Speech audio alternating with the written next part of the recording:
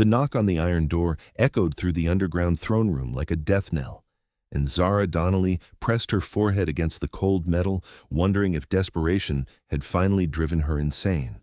She had broken into the vampire district. The actual vampire district. The place where humans disappeared and never came back, where the old subway tunnels beneath Chicago had been transformed into something that resembled a Gothic nightmare crossed with brutal elegance. She'd slipped past 2 guards by sheer luck and stupidity, found this door carved with symbols that made her eyes water, and now she was knocking. Knocking on the Vampire King's door like she was asking to borrow sugar from a neighbor instead of begging for her brother's life. The door opened without warning, and she stumbled forward into a room that stole the breath from her lungs. Vaulted ceilings stretched upward into darkness, lit by chandeliers that burned with flames that cast no smoke. The walls were carved stone, ancient and beautiful, covered in tapestries that depicted battles she couldn't begin to understand. And at the far end, on a throne that looked like it had been carved from a single piece of obsidian, sat the most terrifying man she had ever seen. He was beautiful, the way a blade was beautiful. White hair fell past his shoulders, gleaming like moonlight against skin so pale it seemed to glow.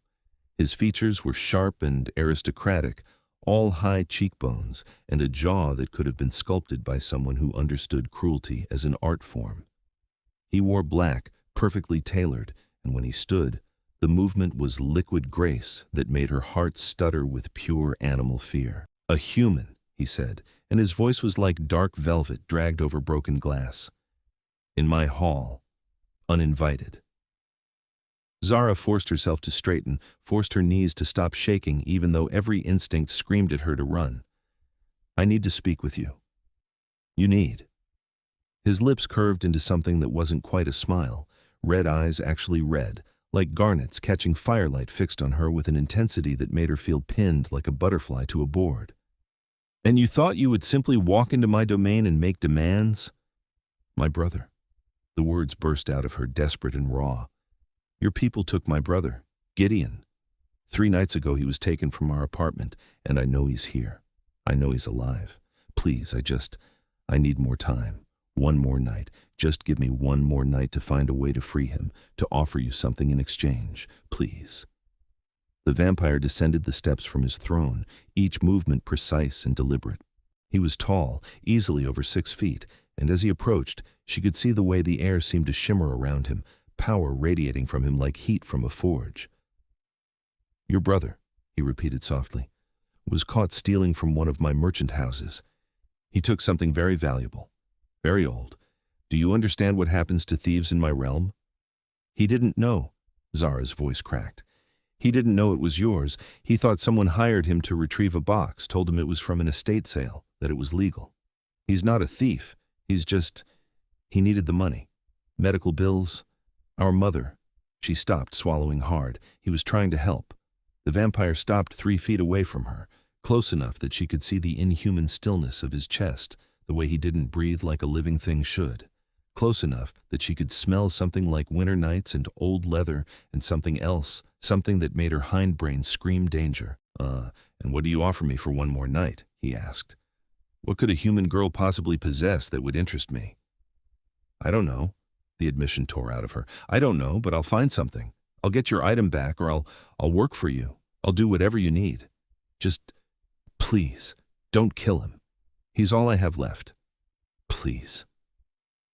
He studied her for a long moment, those red eyes roving over her face like he could read every thought, every fear. Then he did something she didn't expect. He reached out, and one pale finger touched her chin, tilting her face up toward the light. "You have courage," he said quietly. "Stupidity, certainly. But courage." His thumb brushed across her jaw, and the touch was cold, so cold it almost burned. "I am Konstantin Deveraux. I have ruled this realm for 300 years. I have seen empires rise and fall. I have watched humans live and die like mayflies, brief and forgettable. Give me one reason why I should care about your brother's life." "Because you can," Zara whispered. The words came from somewhere deep inside her, some well of defiance she didn't know she possessed. "Because you have the power to show mercy, and that makes you better than the monsters humans say you are. Because maybe, Just maybe you remember what it's like to love someone enough to risk everything. Something flickered in those red eyes, something that might have been surprise or pain or something far more dangerous. "One night," he said finally, releasing her chin. "I will give you one night, but understand this, Zara Donnelly." And the fact that he knew her name sent ice down her spine. "When you walk out that door, it will never lock behind you again. You have entered my world, and there is no true leaving it. Whether your brother lives or dies, you are mine now. Do you accept these terms?" She should have asked what he meant, should have demanded clarification, negotiated, done anything except what she did. But Gideon was somewhere in this underground nightmare, scared and alone, and she had one night to save him. "I accept." Konstantin's smile was slow and dangerous. "Then let us see what you're capable of, little human." He turned, gesturing to someone in the shadows she hadn't noticed. A woman stepped forward, also white-haired and pale, dressed in deep crimson. "Seraphine will take you to your brother. You have until dawn. Impress me, Zara Donnelly. Your life depends on it." The woman named Seraphine moved with the same predatory grace, beckoning Zara to follow. As they left the throne room through a side passage, Zara glanced back once and found Konstantin watching her, his expression unreadable. Then they were in a corridor of carved stone, lit by more of those smokeless flames, and Seraphine was speaking in a voice like honey over thorns. "You're either very brave or very foolish, perhaps both. The king hasn't shown interest in a human in decades. You should be terrified." "I am terrified," Zara admitted. Her heart hadn't stopped racing since she'd entered this place. "But I'm more terrified of losing my brother." Seraphine glanced at her, something that might have been approval flickering across her perfect features. "He's in the detention chambers. They haven't harmed him yet. The king likes to question thieves personally before passing judgment. But the item your brother stole, it's more valuable than you can imagine. It's a binding stone used in ancient vampire rituals. Whoever hired him knew exactly what they were doing. They used him as a pawn." Zara's stomach dropped. "Then he really is innocent. He didn't know." "Innocence and ignorance are different things, but perhaps the king will see the distinction." Seraphine stopped before a heavy wooden door bound with iron. "Through here. You have until dawn. I suggest you use the time wisely." The door swung open, revealing a long corridor lined with cells. They weren't the dungeons Zara had imagined. They were almost elegant, with wrought iron bars and small windows that let in artificial moonlight. And in the third cell, sitting on a stone bench with his head in his hands, was Gideon. "Gideon!" She ran forward, gripping the bars. Her brother's head snapped up, and his face went from hope to horror in an instant. "Zara?" "Jesus Christ, Zara, what are you doing here?" He was at the bars in a heartbeat, his hands covering hers. He looked terrible, dark circles under his eyes, his clothes rumpled but alive, wonderfully, blessedly alive. "You shouldn't be here. You need to leave now before I'm getting you out." She looked back at Seraphine, who leaned against the wall with her arms crossed. "Please, let me talk to him." Seraphine studied her for a long moment, then did something surprising. She pulled a key from her pocket and unlocked the cell door. "You have 1 hour, then I'm coming back." She disappeared down the corridor, moving with that unnatural speed that made Zara's eyes water. Zara pulled the cell door open and threw her arms around her brother, holding him tight enough that her ribs ached. "I thought you were dead." "I know, I'm so sorry." Gideon's voice was rough with unshed tears. "God, Zara, I'm so sorry. They told me what I stole, what it really was. I was set up. Some guy approached me at the bar, said he needed someone to retrieve a family heirloom from an estate sale, offered me $5,000. I thought," his voice cracked, "I thought it would cover Mom's hospital bills. I thought I was helping." "I know," she pulled back, gripping his shoulders. "I know you were trying to help, but Gideon, we're in serious trouble. That was the Vampire King's property. They want to execute you." "They should." His face was bleak. "I stole from them. That's the law down here, blood law. I knew the risks when I took the job. I just didn't think I'd actually get caught by vampires." "Well, you did, and I'm not letting them kill you." Zara forced steel into her voice. "The king gave me 1 night to figure this out. We need to find out who set you up, who really wanted that stone. If we can give him that information, Zara, Gideon's hands tightened on her arms. You can't bargain with the vampire king. You can't. What did you promise him? What did you offer? She couldn't quite meet his eyes. Whatever it takes. No. The word was sharp, almost angry. No, absolutely not. You're not trading yourself for me. I won't allow it. You don't have a choice. She straightened, channeling every ounce of stubbornness their mother had always said would get her in trouble. Now tell me everything. The man who approached you, what did he look like? What did he say exactly?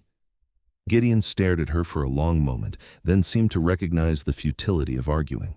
He'd always said she was the most stubborn person he'd ever met. Tall guy, dark hair. Had an accent, Eastern European maybe, called himself Marcus. Met him at O'Malley's bar on 5th Street. He knew things about me, about Mom's cancer, about the bills. It felt wrong, but I was desperate. Marcus. Zara committed the name to memory. Anything else? Distinguishing features? Did he mention why he wanted the stone? He had a tattoo on his wrist, a circle with a cross through it, and he said, Gideon's brow furrowed. He said something weird. He said the old kings needed to fall so new powers could rise. I thought he was just being dramatic, but now it sounds like vampire politics. Zara's mind raced. If someone was trying to use the stone against Konstantin, if this was bigger than just theft. I need to tell the king this. If someone's plotting against him, be careful. Gideon grabbed her hand. These creatures, Zara, they're not like us. The king, I've heard things about him. They say he's brutal, that he's killed hundreds of humans over the centuries. They say he has no mercy. He gave me tonight, Zara said softly. That's mercy, isn't it? Before Gideon could answer, Seraphine reappeared at the end of the corridor, her expression grave. The king requests your presence. Now. Zara squeezed her brother's hand once more, trying to imprint the feeling of him alive and whole into her memory. I'll fix this. I promise. She followed Seraphine back through the winding corridors, up stone stairs that seemed to climb forever until they reached a different part of the underground complex. These halls were more luxurious, with thick carpets that muffled footsteps and paintings that looked centuries old. They stopped before a set of double doors carved with intricate designs. His private study, Seraphine said quietly. He doesn't bring humans here. Whatever happens next, remember he's given you a chance. Don't waste it. The doors opened, and Zara stepped into a room that took her breath away. Floor-to-ceiling bookshelves lined the walls, filled with volumes that looked ancient and precious. A massive fireplace dominated one wall, flames casting dancing shadows across the space. And by the window, though, there was no real window, just an illusion showing the Chicago skyline at night, stood Konstantin. He'd removed his jacket, and in just a black shirt and vest, he looked somehow more dangerous, more real. When he turned to face her, his expression was unreadable. Your hour with your brother, was it enlightening? He was set up. The words tumbled out of her. Someone hired him specifically to steal the stone, a man named Marcus with a tattoo of a circle and cross. He mentioned something about old kings falling. This isn't just theft, is it? Someone's using my brother as part of a plot against you. Konstantin's eyes narrowed dangerously. Describe the tattoo exactly. She did, and watched as his expression went from dangerous to absolutely lethal. He moved to the desk, pulling out a leather-bound book and flipping through pages covered in symbols and diagrams. Here. He turned the book toward her, pointing to a symbol that matched what Gideon had described. The mark of the Crimson Circle. They're a faction of vampires who believe the old ruling families have become too soft, too accommodating of humans. They want to return to the old ways, war, subjugation, blood, and terror. Zara's throat went dry. And they want the stone because it can break binding oaths, the treaties between vampire houses, the agreements that keep us from open warfare, all sealed with blood magic. The stone could shatter those bonds, throw our society into chaos. He closed the book with a sharp snap. Your brother is a pawn in something much larger than he understood, but that doesn't change the fact that he stole from me, that he endangered every vampire in this realm by taking that stone. But it wasn't his fault. She stepped closer, desperate to make him understand. He's innocent. He was manipulated. Used, innocence is a luxury we cannot afford. Konstantin's voice was ice. If I show mercy to every human who claims ignorance, I show weakness, and weakness in my world is an invitation to be destroyed. Then destroy me instead. The words were out before she could stop them. Take my life, let him go, and I'll stay here. I'll be whatever you need, a servant, a prisoner, just, please. She didn't see him move. One moment he was by the desk, the next he was in front of her, his hand wrapped around her throat. Not choking, but firm, cold fingers pressing against her pulse point. You would die for him, he said softly. You would give up your life, your freedom, everything for your brother. She couldn't speak with his hand on her throat, so she just nodded. Something shifted in his expression. The rage faded, replaced by something that looked almost like pain. His thumb brushed across her racing pulse, and his eyes closed briefly. I had a brother once, he said, so quietly she almost didn't hear. 500 years ago, when I was still human. He was younger than me, brave and foolish. When our village was attacked by vampires, he tried to protect our family. They killed him for it, drained him dry and left him in the street like refuse. Zara's breath caught. Konstantin, I hunted them, tracked them for months, and when I finally found them, I demanded they give me the power to avenge him. They thought I was amusing, so they turned me instead of killing me, made me into the thing I hated most. His eyes opened, and the pain in them was ancient and bottomless. I killed them all eventually, every vampire who had a hand in my brother's death. It took me 50 years, but I made them pay. And in the process, I became something stronger than they ever imagined, something that would eventually rule. His hand dropped from her throat and he stepped back, the vulnerability disappearing behind walls of ice. I understand what you're willing to sacrifice, he said, but it changes nothing. The law must be upheld. Then change the law. Zara's voice was hoarse. You're the king. You have that power. And if I change the law for you, every vampire in my realm will see it as weakness. They'll question my authority. The Crimson Circle will use it as proof that I've grown too fond of humans, too soft to lead. It will be the excuse they need to start a war. His jaw tightened. Your brother's life against the lives of thousands, that's the choice. There has to be another way. She moved closer to him, close enough to feel the unnatural cold radiating from his body. You said I impressed you. You said I had courage. Let me help you. Let me find Marcus, get proof of the plot. If I can deliver the Crimson Circle to you, you're human. He said it like an explanation. Like that alone should make her understand the impossibility. Fragile, mortal. They would kill you the moment they realized what you were doing. Then send someone with me, one of your people. We'll work together. She was grasping at straws, throwing out anything that might give Gideon a chance. You said when I walked through that door, it would never lock behind me. You said I was yours. Then use me. Let me prove that humans can be more than pawns or prey. Konstantin stared at her for a long, tense moment. Then, unexpectedly, he laughed. It was a dark, rusty sound, like something that hadn't been used in too long. You are either the bravest human I've ever met or the most foolish. I haven't decided which. He moved to the fireplace, bracing one hand against the mantel. If I agree to this insanity, and that's a significant if you would be under my protection, no vampire in this realm could harm you without answering to me. But that protection comes with a price. What price?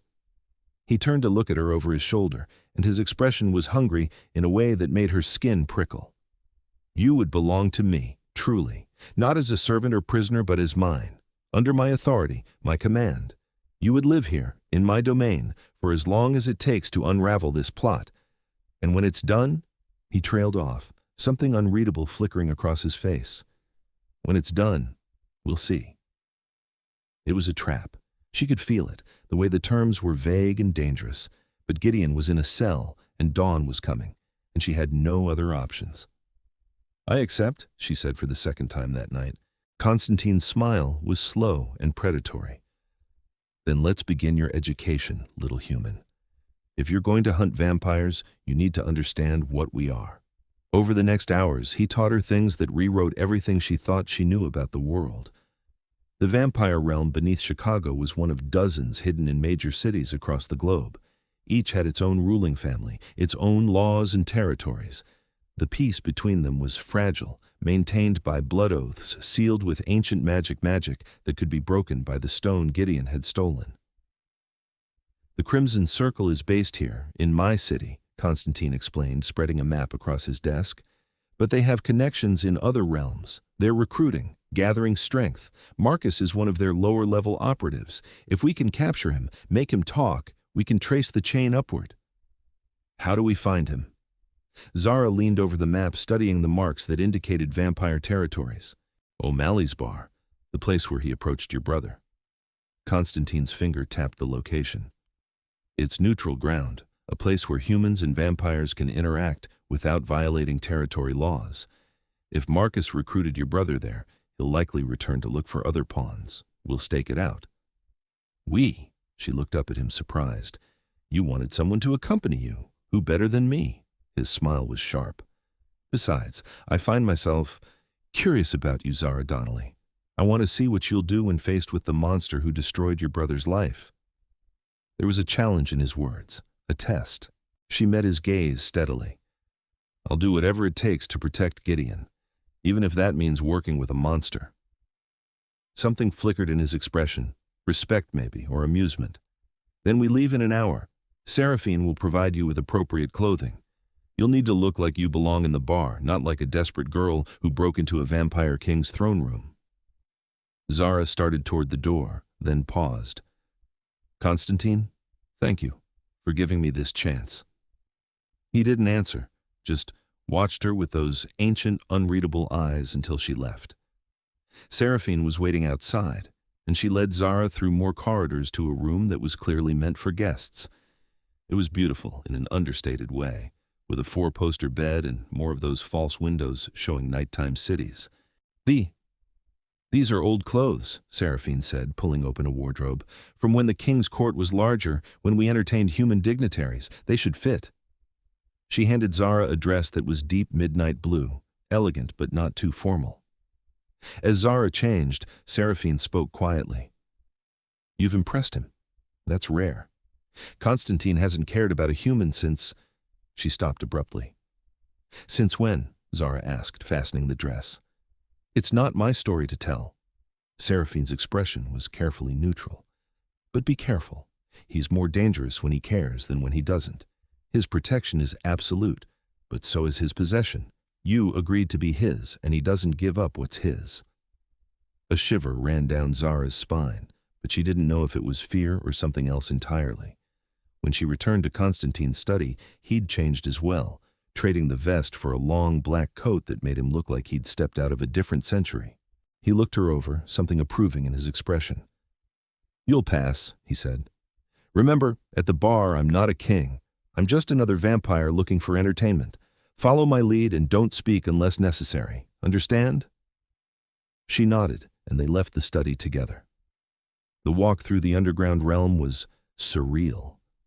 They passed other vampires, all of whom immediately stepped aside when they saw Konstantin, bowing their heads in respect or fear. Some stared at Zara with curiosity or hunger, but none approached. They took stairs that led upward, emerging in what looked like an abandoned subway station.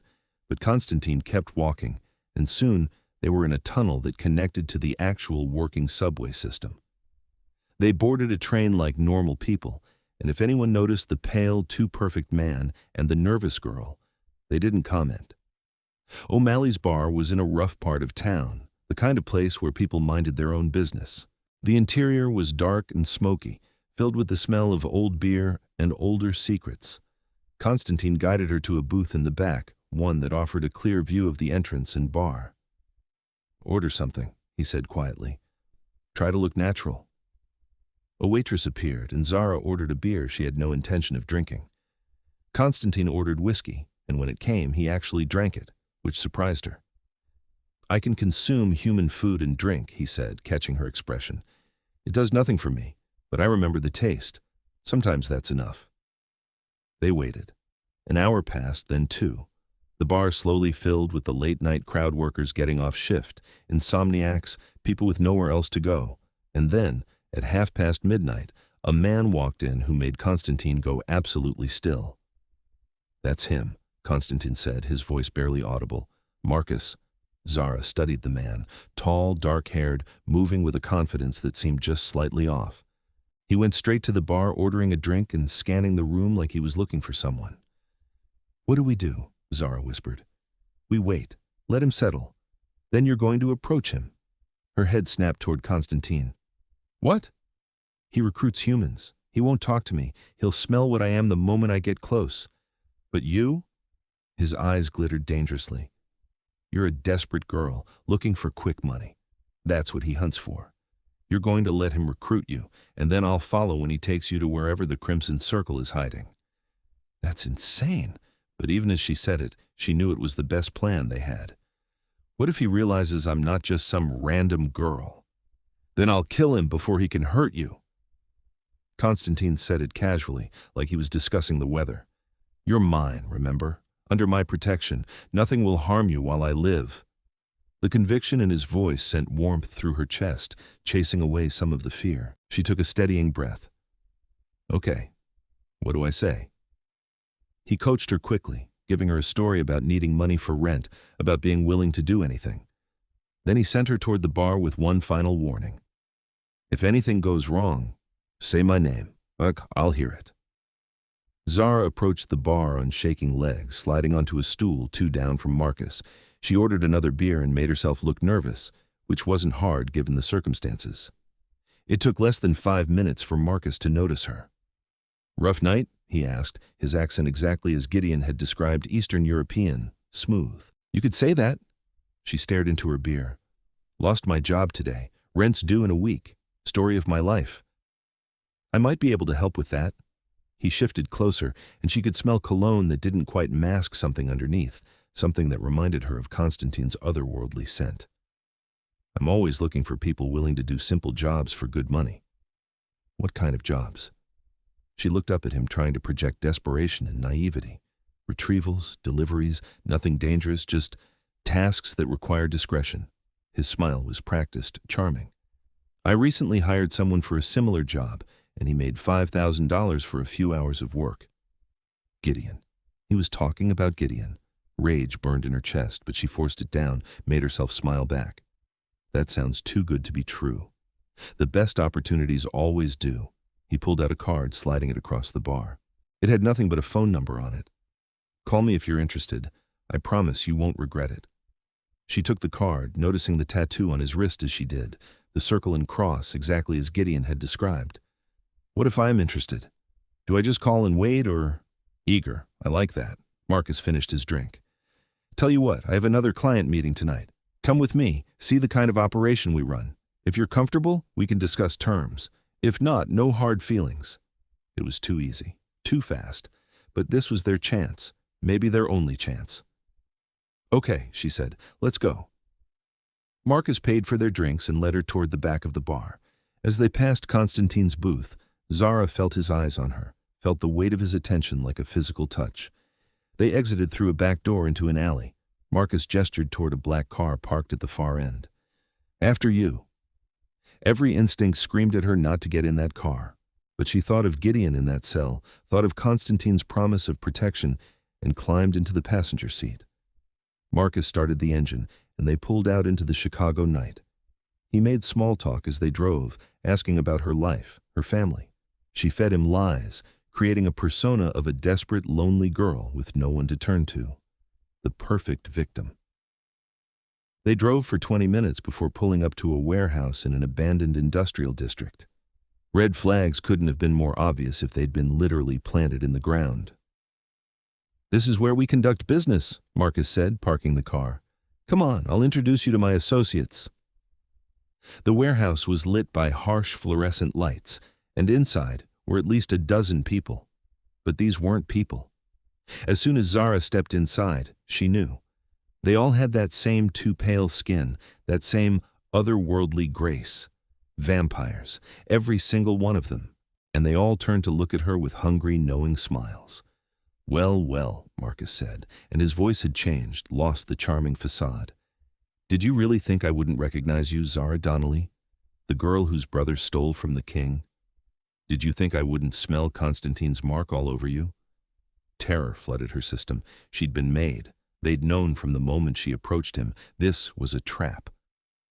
What's the matter? Marcus circled around her, predatory. No witty response, no clever plan. You walked right into our hands, little girl. And now we have leverage against the king himself, his protected human, gifted to us like a present. One of the other vampires laughed, a sound like breaking glass. Konstantin's weakness, delivered on a silver platter. The old fool has finally made a mistake. Zara's mind raced. She could scream Konstantin's name, but how far could she be from the bar? Would he even hear her? And even if he came, he'd be walking into an ambush. A dozen vampires, all members of the Crimson Circle, all waiting for him. You're going to call him, Marcus said, pulling out a phone. Tell him where you are. Tell him to come alone or we start cutting pieces off you. No. The word came out steadier than she felt. I won't.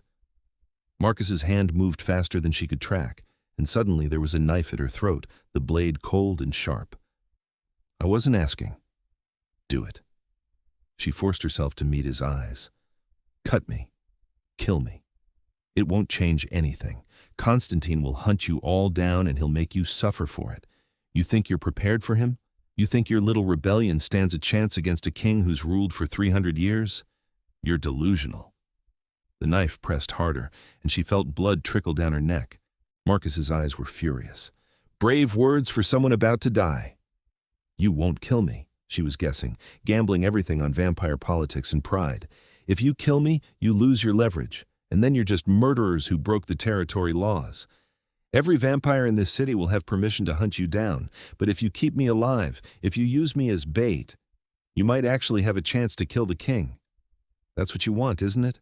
That's the whole point of the Crimson Circle. Destroy the old rulers, seize power for yourselves. Marcus's smile was vicious. Smart girl, too smart. Yes, that's exactly what we want, and you're going to help us get it. Before she could respond, the warehouse door exploded inward.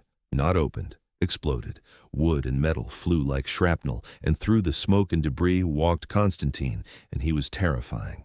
His eyes burned like coals, and the temperature in the warehouse dropped so fast Zara's breath came out in clouds. Power radiated from him, making the air itself feel heavy and dangerous. You dare! His voice echoed like thunder. You dare touch what is mine! Marcus spun toward him, the knife still at Zara's throat. Stay back, or she dies. Konstantin's laugh was cold and merciless. Then kill her. And learn what happens when you murder something I've claimed. It was a bluff. It had to be a bluff, but Marcus hesitated, and in that heartbeat of uncertainty, Konstantin moved. She didn't see it happen. 1 second Marcus was holding her, the next she was free, stumbling away as Konstantin slammed Marcus into a concrete pillar hard enough to crack it.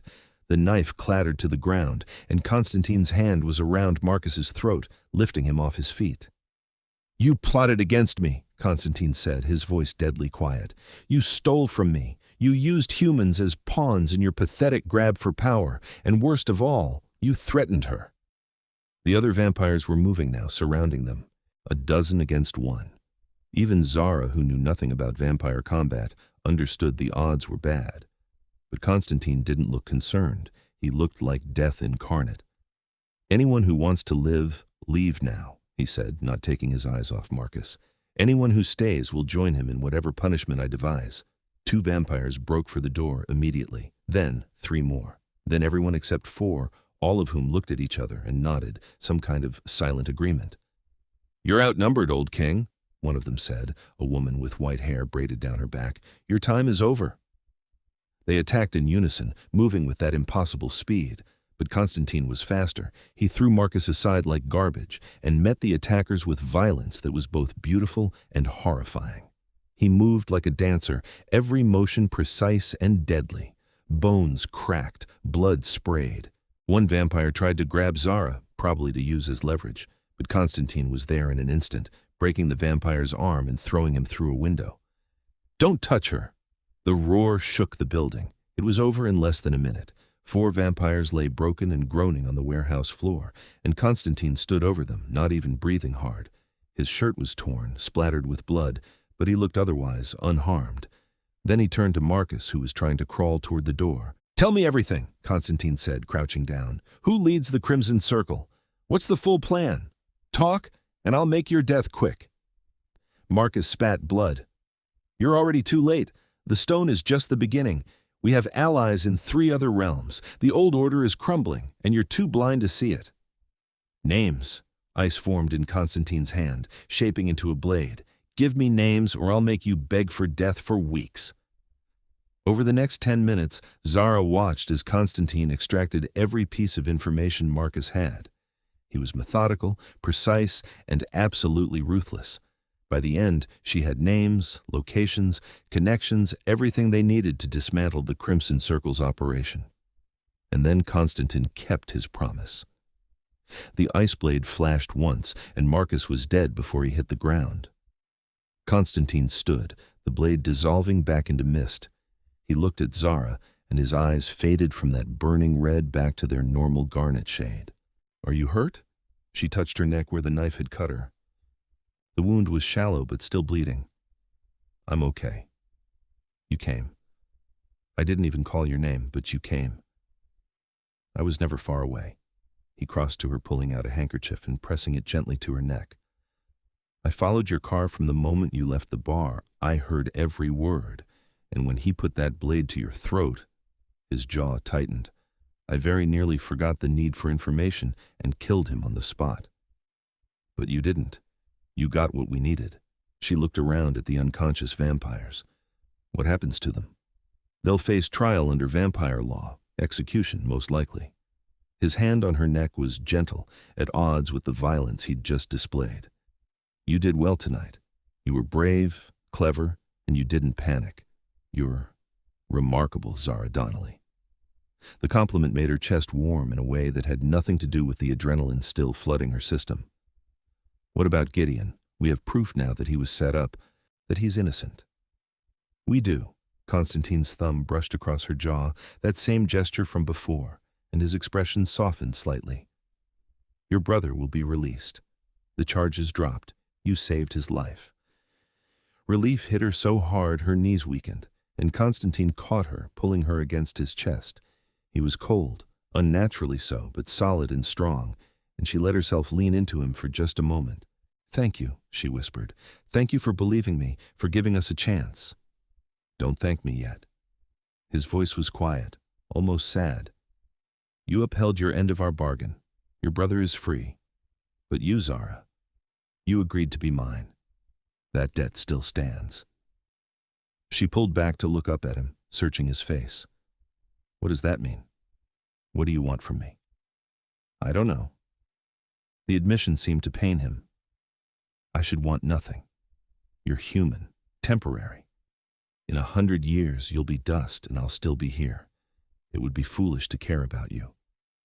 "But—" Her heart was pounding again, but for a completely different reason now. "But I find I do care. You walked into my throne room ready to die for your brother. You negotiated with me like an equal. You faced down members of the Crimson Circle without flinching. You're strong and brave and ridiculous, and I—" He trailed off, something vulnerable flickering across his features. "Stay, in my realm, not as a prisoner or servant, but as— I don't know what, but stay." It was insane, crazy.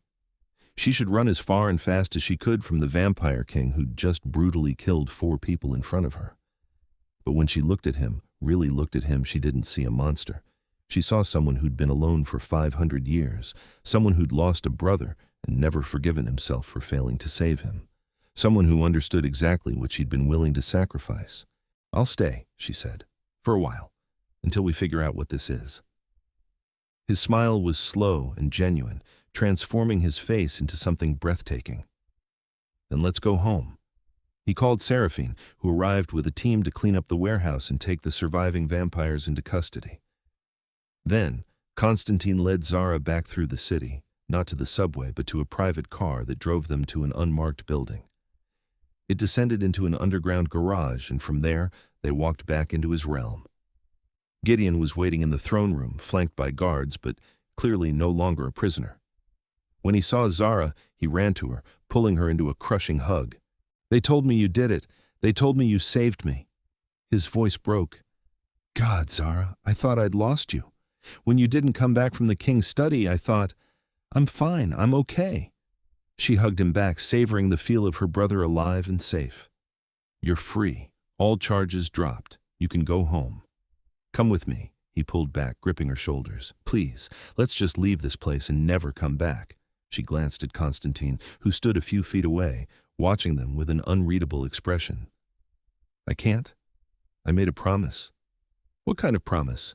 Gideon looked between them, his expression darkening. "What did you agree to?" "To stay.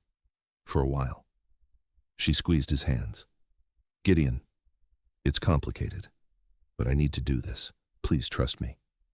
"Trust you to stay with vampires?" "With him?" Gideon's voice rose. "Zara, these are monsters. They might have let me go, but they're not safe. He's not safe." "I know." She did know. She'd seen Konstantin kill without hesitation, had felt the cold ruthlessness in him, but she'd also seen the pain when he spoke of his brother, the care when he'd checked her wound, the vulnerability when he'd asked her to stay. "But I'm choosing this. Let me make my own choices." Gideon stared at her for a long moment, then pulled her into one more tight hug. "Fine. But if anything happens to you, if they hurt you, I'm coming back. I don't care how many vampires I have to go through. Nothing will happen to me." She hoped it was true. "Go home. Check on Mom.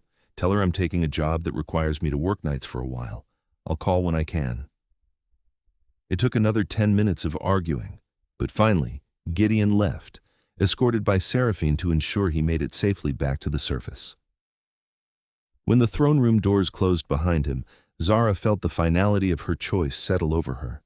She'd just agreed to stay in a vampire's realm, to belong to a vampire king, to step fully into a world she didn't understand. Konstantin approached slowly, like he was afraid she might bolt. "I can have quarters prepared for you. Proper rooms, comfortable, with everything you need. You're not a prisoner, Zara. You can leave whenever you wish, go to the surface, live your life. I only ask that you return. Where will you be?" The question came out before she could stop it. His eyes gleamed. "Where would you like me to be?" It was dangerous territory, this thing building between them. Vampire and human, king and commoner. It couldn't work, could never work. But when she looked at him, she felt something she hadn't expected possibility. "I don't know yet," she admitted, "but I think I'd like to find out." Over the following weeks, Zara's life transformed in ways she couldn't have imagined. Konstantin gave her the freedom of his realm, and she used it to explore, to learn, to understand the world beneath the world. The vampire realm was larger than she'd thought, sprawling across miles of underground tunnels and chambers. There were districts dedicated to trade, to housing, to entertainment. Vampires lived here in a complete society, hidden from humans, but running parallel to the city above. And Konstantin was everywhere, teaching her, showing her, slowly peeling back the layers of mystery around his existence. She learned that vampire kings weren't chosen, but earned through power and respect. That Konstantin had fought for centuries to build this realm into something stable, something that didn't rely on human suffering. "We used to hunt indiscriminately," he told her one night as they walked through the market district, past stalls selling items she couldn't begin to identify. "Take anyone, kill anyone. It was chaos and carnage, and humans hunted us in return. When I became king, I instituted laws. We feed only on volunteers, humans who come willingly in exchange for money or other benefits. No killing, no turning without permission. It took decades to enforce, but it worked. We've had relative peace for over a century. But the Crimson Circle wants to change that." She watched a vampire child, which was strange, given that vampires didn't age play with something that looked like a ball made of light. "They think peace makes us weak. They want to return to the old ways, to rule through fear." His expression darkened. "Thanks to the information Marcus gave us, we've been dismantling their operation, arrests every day. But the leaders are still hidden, and without the binding stone, we can't trace the conspiracy to other realms." The stone was still missing. When guards had searched Marcus's body in the warehouse, it was gone. Someone else had it now, someone higher up in the Crimson Circle. "We'll find it," Zara said with more confidence than she felt. Konstantin looked down at her, something soft in his expression. "You say we now, like you're part of this." "Aren't I?" She met his gaze. "You said I was yours. That means I have a stake in protecting this place, doesn't it?" "Yes." The word was quiet, intense. "It does." They were in dangerous territory again, that awareness of each other that seemed to grow stronger every day. Konstantin had been nothing but respectful, giving her space, never pushing. But she could feel his attention on her constantly, the way his eyes followed her whenever she entered a room, the way his expression softened when she spoke. And she was starting to crave it, the weight of his attention, the feeling of being seen and valued by someone so powerful, so ancient. It was intoxicating and terrifying in equal measure. One evening, she found him in his study, staring at papers spread across his desk with an expression of frustration. "What's wrong?" she asked, settling into the chair across from him. "Reports from the other realms. The Crimson Circle is more widespread than we thought. They have cells in Paris, London, Moscow, Tokyo. This isn't just about my realm. It's a coordinated effort to destabilize all the old ruling families." "Can the families work together? Form an alliance?" "In theory." He ran a hand through his white hair, and she found herself noticing the way it caught the firelight. "But vampire politics are complicated. Old grudges, territorial disputes, power struggles. Getting them to cooperate would require—" He trailed off, eyes widening slightly. "Require what?" "A summit. A gathering of all the ruling families, with proof of the conspiracy and a unified plan." He looked at her with something like excitement. "If I could host such a summit, prove that the threat is real and offer a solution, it would cement my authority and create the alliance we need to crush the Crimson Circle." "Then do it." She leaned forward. "You have the evidence Marcus gave us. You have the arrests. Call the summit." "It's not that simple. I would need to offer something to get them here, some incentive that outweighs their distrust and pride." His eyes focused on her, and she saw the moment an idea took hold. Unless what?" "You." He said it carefully, like the word was fragile. "A human under a vampire king's protection, living in our realm by choice, not coercion, working to protect our society. You're proof that humans and vampires can coexist peacefully, that the old ways of slaughter and domination aren't necessary. If I present you at the summit, I'll do it." She didn't hesitate. "If it helps stop the Crimson Circle, if it protects this place and everyone in it, I'll do whatever you need." Konstantin's expression was complicated, mixing gratitude with something that looked like guilt. "You shouldn't be so willing to put yourself in danger for us." "For me?" "Why not?" She held his gaze. "You've protected me, trusted me, included me. This is my fight now, too." He stood, moving around the desk with that liquid grace, and knelt beside her chair so they were eye level. "Zara, I need you to understand what you're agreeing to.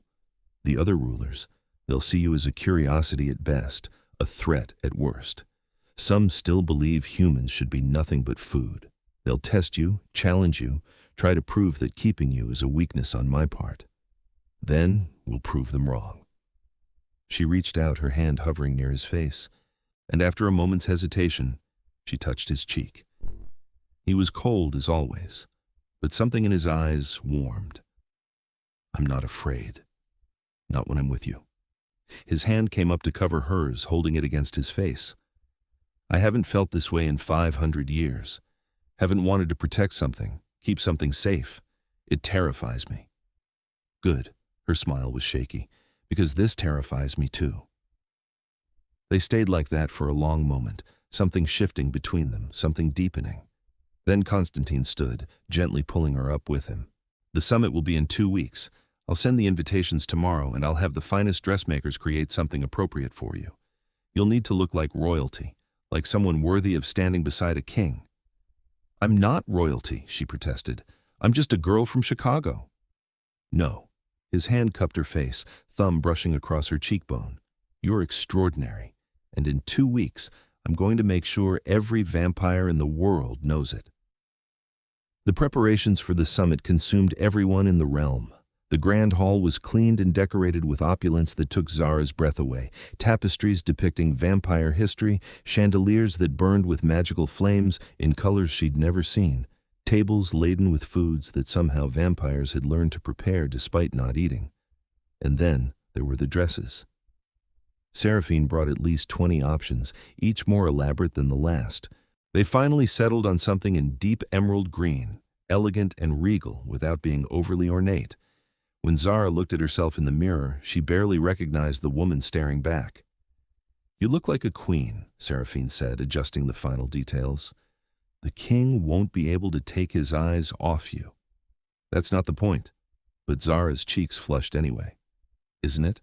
Seraphine's smile was knowing. "You two have been dancing around each other for weeks. Everyone in the realm can see it." "See what? There's nothing." "You're in love with him," Seraphine said it gently, like stating an obvious fact. "And he's in love with you, though I suspect he's too stubborn to admit it even to himself. 500 years alone will do that to someone." Zara opened her mouth to deny it, then stopped. Was she in love with Konstantin? She thought about the way her heart raced when he entered a room, the way she sought out his company, the way she felt safe even in the middle of a vampire realm because he'd promised to protect her, the way his rare smiles made her feel like she'd won something precious. "Oh God," she whispered, I'm in love with a vampire king." "Yes," Seraphine squeezed her shoulder, "and he would burn the world down to keep you safe. I've known Konstantin for 200 years, and I've never seen him like this. Whatever you two have, it's real." Before Zara could respond, there was a knock on the door. Konstantin entered, and whatever words she'd been about to say died in her throat. He looked magnificent. He wore black as always, but the cut was formal, regal, with silver embroidery that caught the light. His white hair was pulled back partially, showing the sharp lines of his face. And when he saw her, he stopped dead, his expression transforming into something that made her breath catch. "You're beautiful," he said, and his voice was rough with emotion. "Absolutely stunning." "So are you." The words slipped out before she could stop them, and his smile was pure warmth. "The other rulers are beginning to arrive. Are you ready?" No. She wasn't ready to face ancient vampire kings and queens, to be paraded as proof of Konstantin's progressive ideals, to potentially be the thing that sparked war between realms. But she nodded anyway. "I'm ready." He offered his arm, and she took it, feeling the cold strength of him through the fabric.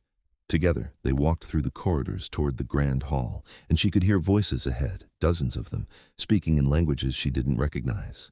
They paused before the doors, and Konstantin turned to her. "No matter what happens in there, stay close to me. Some of the rulers are traditional. They may say things designed to provoke or intimidate you. Don't react. Just remember that you're under my protection, and no one in that room would dare challenge me directly." "What if they challenge me indirectly?" His smile was sharp. "Then I'll remind them why I've held power for 3 centuries." The doors opened, and they entered the grand hall together.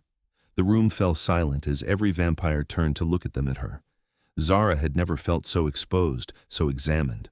There were at least 50 vampires in the room, all radiating power and ancient authority. They looked like Konstantin, pale-skinned and white-haired, beautiful and terrifying. Konstantin led her to the front of the room, where 7 thrones had been arranged in a semicircle. 6 were already occupied by vampires who could only be the other ruling families. The 7th, the largest and most elaborate, was clearly Konstantin's. "Welcome," he said, his voice carrying through the room with effortless command. "Thank you all for accepting my invitation. I know travel between realms is not undertaken lightly, and your presence here honors me." "You called a summit for the first time in a century," said a woman on one of the thrones, her voice like silk over steel. "It must be important. Though I confess, Konstantin, I'm more curious about your companion." All eyes fixed on Zara again, and she fought the urge to hide behind Konstantin. "This is Zara Donnelly," Konstantin said, guiding her to stand beside his throne. "She's under my protection and has been instrumental in uncovering a conspiracy that threatens all our realms." A human, a man on another throne, leaned forward, his red eyes gleaming with interest or hunger. Zara couldn't tell which. "You've brought a human to a summit of kings. How progressive." The way he said progressive made it sound like an insult. Konstantin's expression didn't change, but Zara felt the air temperature drop slightly. I've brought proof that cooperation between our species is not only possible but beneficial, Konstantin said smoothly. But we're getting ahead of ourselves. Please be seated. We have much to discuss. Over the next hour, Konstantin laid out everything they'd learned about the Crimson Circle, the conspiracy, the stolen binding stone, the planned destabilization of the ruling families. He presented evidence, testimony from captured members, proof that the threat was real and growing. The other rulers listened with varying degrees of concern and skepticism. Some seemed genuinely alarmed, others dismissive. And through it all, Zara stood beside Konstantin's throne, silent and watchful, feeling like a specimen under glass. "This is troubling," said the woman who'd spoken first, "but I fail to see what it has to do with your human pet." The words were designed to sting, and they did. But before Zara could respond, Konstantin was on his feet, and the temperature in the room dropped so fast frost formed on the goblets. "Lady Katerina," he said, his voice deadly quiet, "Zara is not a pet. She's a valued member of my court who risked her life to gather this intelligence. You will speak of her with respect, or you will leave." The room went utterly silent. Lady Katerina's eyes widened slightly, then narrowed. "You would threaten me over a human. Konstantin, you've grown soft. I've grown wise enough to recognize value where I find it." He remained standing, radiating power. "And I'm secure enough in my authority that I don't need to prove my strength by demeaning those weaker than me. Can you say the same?" It was a challenge, clear and direct. Lady Katerina's jaw tightened, but after a moment she inclined her head. "My apologies. No disrespect was intended to your guest." Konstantin sat back down, and the temperature returned to normal. But the tension in the room remained thick enough to cut. "The Crimson Circle must be stopped," said another ruler, a man with a scar across his pale throat. "But Konstantin, you speak of cooperation with humans as if it's a solution. Many in our society believe the old ways were better, that humans should fear us, not befriend us." "Fear breeds hatred," Konstantin said. "Hatred breeds violence. Violence breeds hunters who develop better weapons, better methods. I've watched it cycle for centuries. Peace is not weakness, it's survival." "Easy to say when you've been in power for 300 years, muttered another ruler. "But what about younger vampires who hunger for the old ways? What do we offer them besides restrictions and rules?" "Purpose," Zara heard herself say. Every vampire in the room turned to look at her, and her heart nearly stopped. But she'd started, so she had to finish. "You offer them purpose beyond just survival. Community. Pride in something greater than themselves. I've been living in Konstantin's realm for weeks now. I've seen how it works. The vampires there aren't weak or diminished. They're proud and strong. They just channel that strength into building instead of destroying." "The human speaks," Lady Katerina said dryly. "How refreshing." "Yes, I speak," Zara said, and she was surprised by the steadiness in her voice. "Because I have something to say. You all look at me like I'm a curiosity or a threat. But I'm just someone who loves her brother enough to risk everything to save him. And in the process, I learned that vampires aren't the monsters humans fear. You're people. Complicated, powerful, sometimes terrifying people. But people nonetheless. If I can learn that, others can too. That's what the Crimson Circle fears, not your strength, but the possibility that you don't need to be monsters to survive." The silence that followed was profound. Then, unexpectedly, the scarred vampire began to laugh. "She has fire, Konstantin. I'll give you that. Very well, I'm convinced. My realm will join the alliance against the Crimson Circle." One by one, the other rulers agreed, even Lady Katerina, though her agreement was grudging. By the time the sun would have been setting above ground, they had a plan, coordinated raids on Crimson Circle cells, shared intelligence, a unified front against the conspiracy. As the summit broke up and the rulers began to depart, several approached Zara directly. Some offered polite compliments, others studied her like she was a puzzle to be solved, but they acknowledged her, which felt like a victory. When the last of them had gone, Konstantin turned to her, and his smile was brilliant. "You were magnificent. You faced down vampire royalty and didn't blink. I was terrified, she admitted, but you were right there, and that made me brave. His expression softened, and he reached out, tucking a strand of hair behind her ear. I'm starting to think you're the brave one, and I'm just following your lead. That's ridiculous. You're the vampire king. And you're the girl who walked into my throne room and demanded I show mercy. You changed everything, Zara. This alliance, this plan, it wouldn't exist without you. They were standing very close now, close enough that she could see the flecks of darker red in his eyes, close enough to feel the cold radiating from his skin. Her heart was pounding, and she knew he could hear it. Konstantin, she whispered, what are we doing? I don't know. His hand cupped her face, that familiar gesture that had become intimate through repetition. I only know that when I'm with you, I remember what it was like to be human, to hope, to feel something beyond duty and survival. I love you. The words escaped before she could stop them, raw and honest. I know it's crazy. I know we're from different worlds, that I'm going to age and die while you stay exactly as you are. But I love you anyway. His eyes closed, and for a moment she thought she'd made a terrible mistake. Then he opened them again, and they were burning with emotion. I love you too, he said, and his voice was rough with feeling. I've loved you since the moment you stood in my throne room and refused to back down, since you offered yourself in your brother's place, since you looked at me like I was something more than a monster. I love you, Zara Donnelly, and it terrifies me because I don't know how to protect you from time itself. Then don't. She reached up, her hands framing his cold face. Don't protect me from time. Just love me for whatever time we have. Isn't that enough? It has to be. And then he was kissing her, and it was nothing like she'd imagined. He was cold, yes, but his lips were soft, and the kiss was gentle, reverent, like she was something precious and fragile. She melted into him, her arms wrapping around his neck, and for that moment, nothing else existed. When they finally broke apart, both breathing hard, or at least he rested his forehead against hers.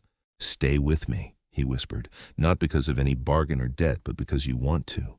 Stay with me, and I'll spend every moment I have proving that I'm worthy of you. You already are, she smiled, feeling tears prick her eyes. But yes, I'll stay.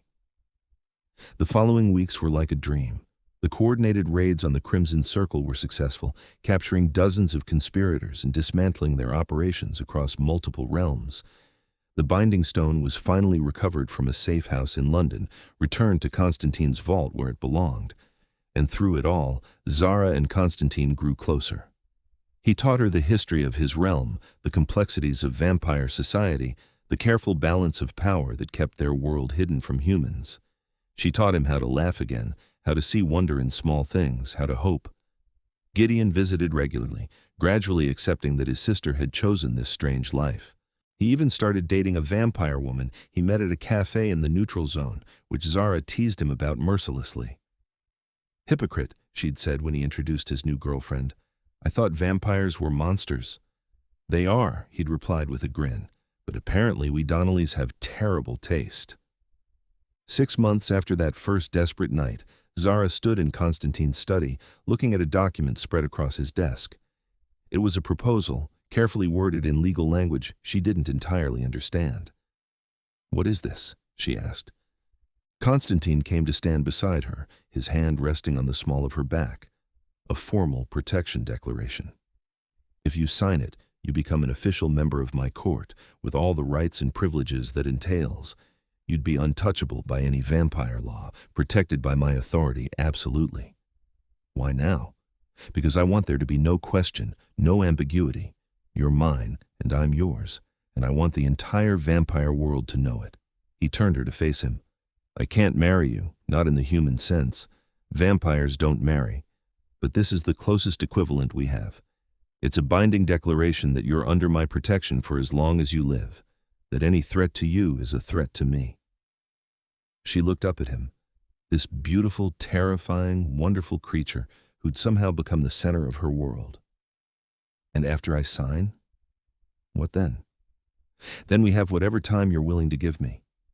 Decades, if we're lucky.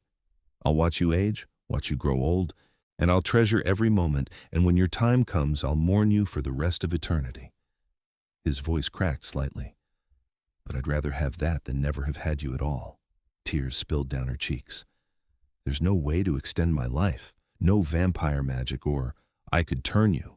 He said it carefully. Make you vampire. Give you immortality. But it would mean giving up sunlight, giving up human food, giving up so much of what makes you who you are. I won't ask that of you, Zara. I love you as you are. She thought about it for a long moment, thought about living forever, about never aging, about centuries with Konstantin. It was tempting, but he was right. She'd lose so much. The simple joy of a sunny day, the taste of chocolate, the human experience she'd always known. Ask me again in 50 years, she said finally. If I'm old and dying, ask me then if I want forever. But for now, I want to live as myself, and I want to live it with you. His smile was beautiful and heartbreaking.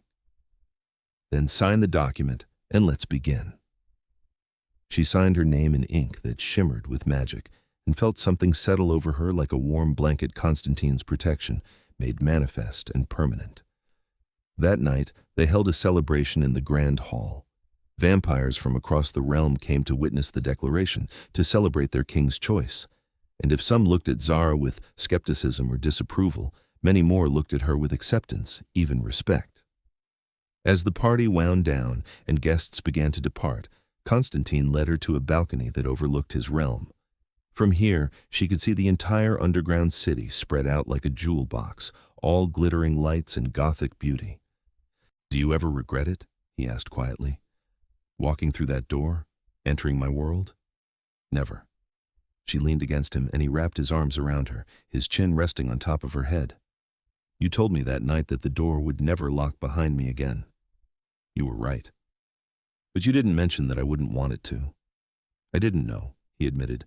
I thought you'd leave eventually once your brother was safe. I thought you'd realize what I was and run. But you stayed. Because you're not what you think you are. She turned in his arms, looking up at him. You're not a monster, Konstantin. You're someone who's been alone for so long, you forgot what it means to be loved.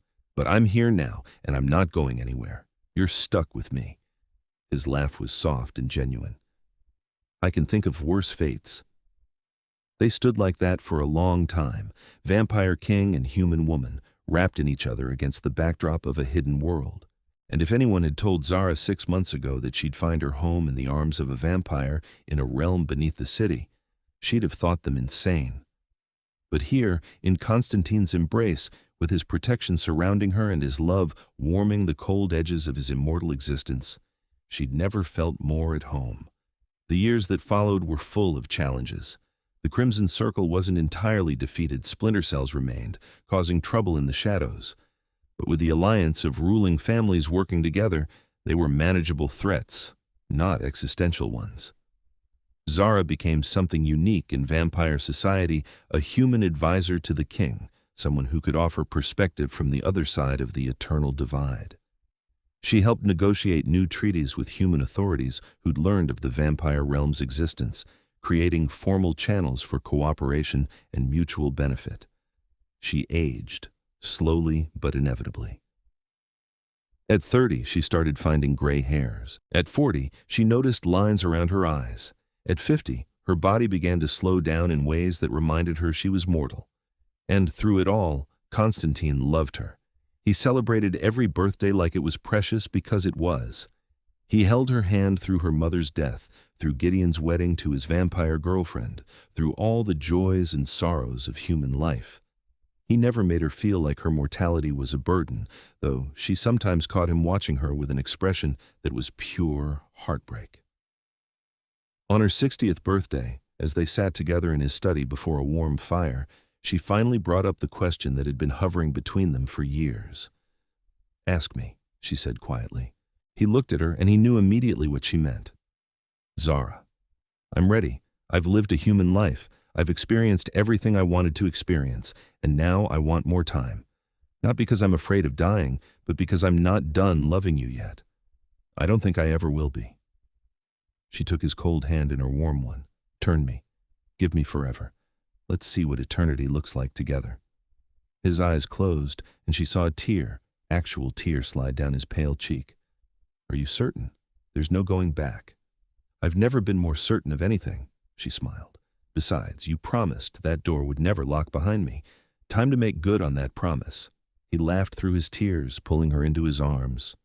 Very well, but not tonight. Let me have one more night with you as you are, warm and human and alive. Tomorrow, I'll give you forever. But tonight, let me memorize you exactly like this. They spent that night talking, sharing memories, holding each other close. And in the morning, as the false dawn lit the underground realm, Konstantin kept his promise. The transformation was painful, she wouldn't lie about that. But Konstantin held her through it, his voice a constant anchor as her body remade itself, and when she finally opened her eyes again, the world had changed. Everything was sharper, clearer. She could hear conversations from rooms away, could see details she'd never noticed before. And when she looked at Konstantin, she saw him as vampires must see each other, brilliant and beautiful and eternal. How do you feel? He asked, his voice careful. She took inventory of herself. The hunger was there, yes, a burning need for blood that would take getting used to. But beneath that was power, strength, the knowledge that time no longer held dominion over her. I feel free, she said, and her voice had changed slightly, gained a resonance it hadn't had before. Like I've finally become who I was meant to be. His smile was radiant. Welcome to forever, my love. She pulled him down for a kiss, and it was different now that she was cold too, now that they matched. It was perfect. Over the following decades, they became legends in vampire society, the human who chose to become vampire out of love, and the king who'd waited 60 years for her to be ready. Their story was told in halls across the world, a testament to the possibility of connection across the divide between species. Zara learned to be vampire with the same determination she'd brought to everything else in her life. She mastered her new abilities, learned to feed without killing, became a warrior as well as an advisor. And she stood beside Konstantin as they built something unprecedented, a society where vampires and humans coexisted not just peacefully, but prosperously. Gideon lived to be 93, blessed with a long life thanks to the vampire blood his wife shared with him in small doses. When he finally passed, surrounded by children and grandchildren who carried both human and vampire heritage, Zara mourned him with the depth that only immortals can mourn, knowing she'd carry his memory forever. But she wasn't alone in her grief. Konstantin was there, as he'd always been, understanding loss in a way only someone who'd lived for centuries could. He had a good life, Konstantin said as they stood over Gideon's grave in the human cemetery. He was loved, and he loved in return. That's more than many get. I know, she leaned against him. I'm grateful I got to share it with him, that I got to see him happy. And now, Konstantin's arm wrapped around her.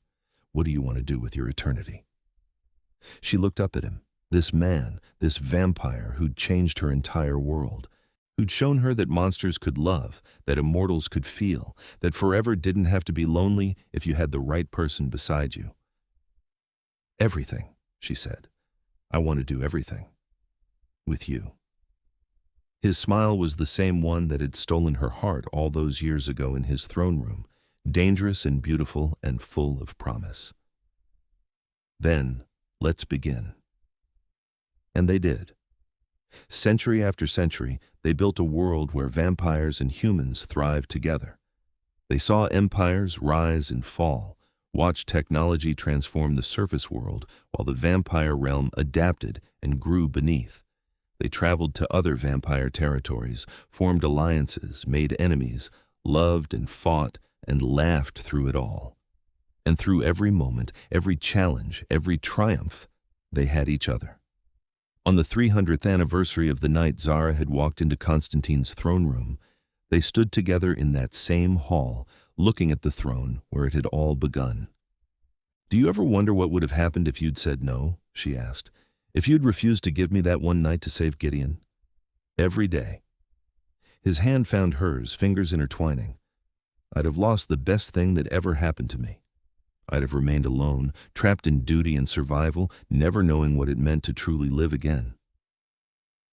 You told me the door would never lock behind me, she reminded him, that entering your world meant I could never truly leave. I was wrong. He turned to face her fully. The door doesn't lock. It opens to possibility, to love, to a future I never imagined. You didn't get trapped in my world, Zara. You transformed it. You transformed me. She kissed him then, a kiss that held 300 years of love, of partnership, of choosing each other over and over again. I'd do it all again, she whispered against his lips. Every moment, every choice, all of it. So would I. His arms wrapped around her, holding her close. Forever isn't long enough with you. And in that moment, in the throne room where a desperate human girl had once begged a vampire king for mercy, where he'd offered her one night that became eternity, they knew the truth.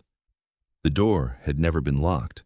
It had been waiting all along for them to choose to walk through it together. And they'd never looked back.